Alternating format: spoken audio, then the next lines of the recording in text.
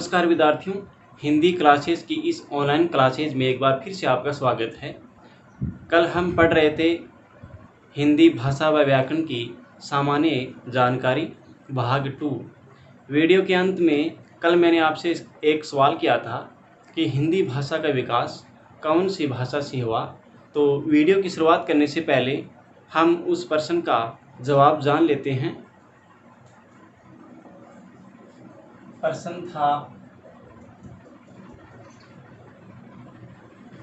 हिंदी भाषा का विकास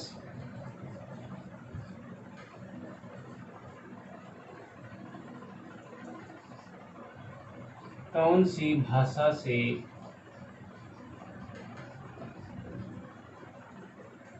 हुआ।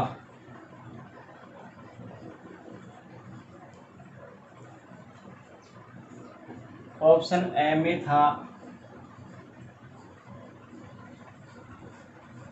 संस्कृत, ब में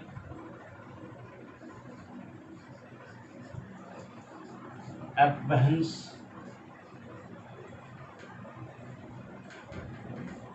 स में था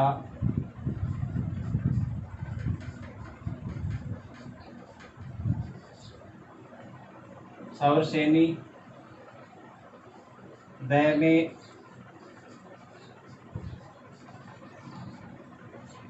उपरोक्त में से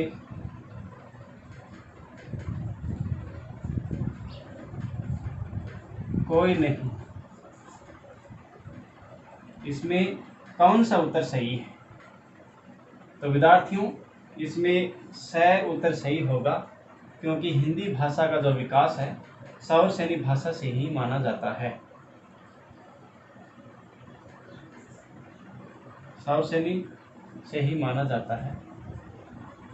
अगर ऑप्शन में अगर ये सौरसेनी नहीं है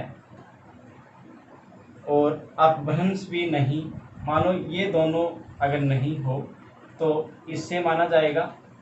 अगर संस्कृत ना हो, सौरसेनी भी ना हो तो अपभ्रंश से माना जाएगा। ठीक है, अब हम आगे बढ़ते हैं।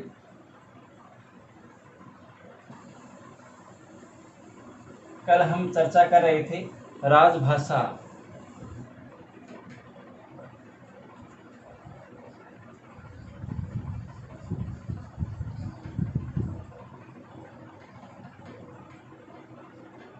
राजभाषा किसे कहते हैं?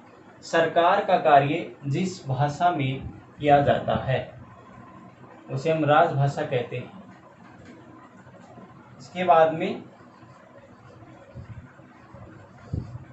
बोली, भाषा के क्षेत्रीय रूप को हम बोली कहते हैं। इसका विस्तार सीमित होता है। ठीक है, इसका लिखित रूप भी नहीं मिलता, लिखित रूप भी नहीं मिलता। इसके बाद में भाषा,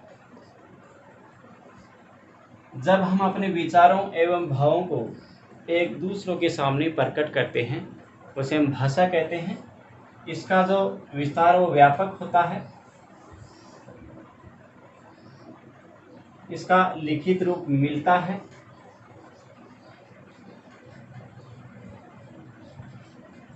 ठीक है, इसके बाद में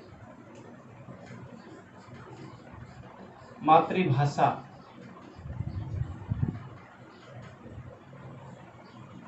मातृभाषा हम माँ के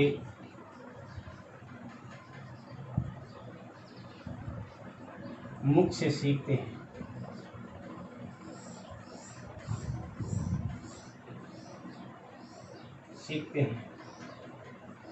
इसका जो विकास है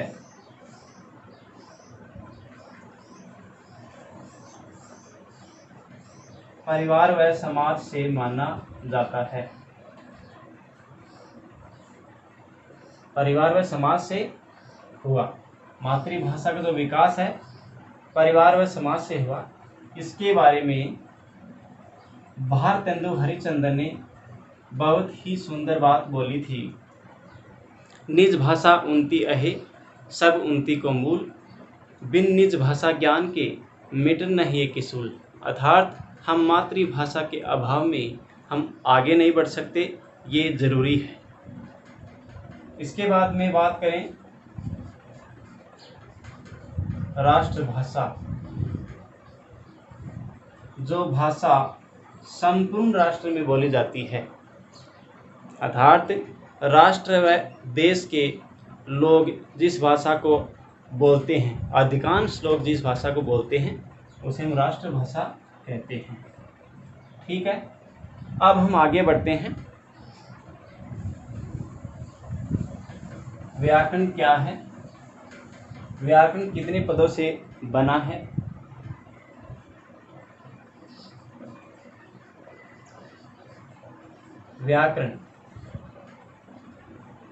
व्याकरण 3 पदों से बना है। वी प्लस आ प्लस वी प्लस आ प्लस करण। यहाँ वी उपसर्ग का अर्थ होगा विशेष, आ उपसर्ग का अर्थ होगा चारों ओर,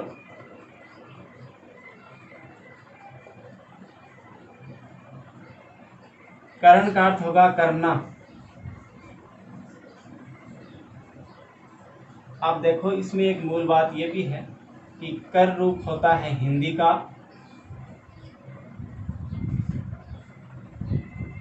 जिसका अर्थ होता है करना, और इसमें अन पढ़ते हैं, अन पढ़ते हैं।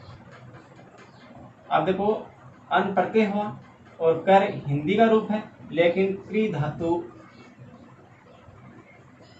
जो है वो संस्कृत का रूप है। ठीक है, कर हिंदी का रूप और क्री संस्कृत का रूप है। अब इसका अर्थ क्या हुआ कि विशेष रूप से भाषा को चारों ओर से शुद्ध करना। व्याकरण किसे कहते हैं? जिस विद्या से हम शुद्ध बोलना, शुद्ध लिखना, शुद्ध पढ़ना सीखते हैं उसे हम व्याकरण कहते हैं। अब देखो इसका जो प्रयोग है 3 अर्थों में होता है। शुद्ध उच्चारण में, यानी भाषा के शुद्ध उच्चारण में, शुद्ध लिखने में,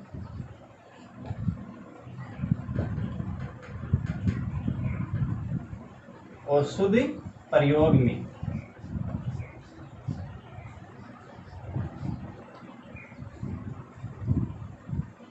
शुद्ध प्रयोग में।